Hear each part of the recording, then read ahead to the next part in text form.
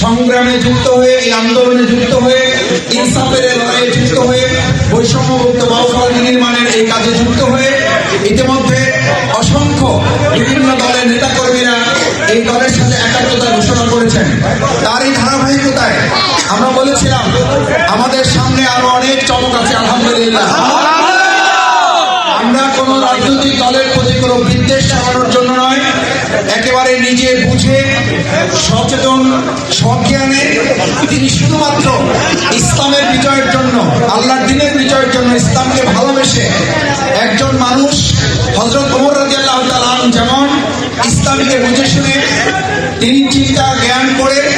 ইসলামের বিজয়ের জন্য সমস্ত ভয় ভীতি উপেক্ষা করে এগিয়ে গিয়েছিলেন,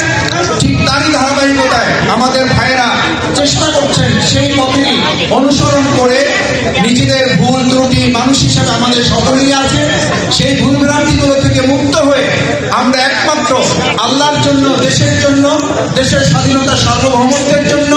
আমাদের প্রিয় বাউফলকে ঐক্যবদ্ধ বাউফলে পরিণত করে আধুনিক উন্নত মডেল,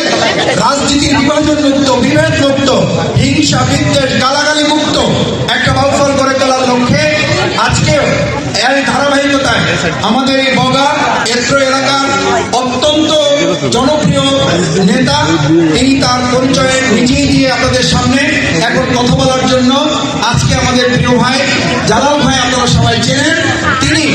ইসলাম, ইসলামী আন্দোলন, দেশ, দেশের স্বাধীনতা সার্বভৌমত্ব, বাউফলকে আগামী দিনে উন্নত আধুনিক মডেল বাউফল করার জন্য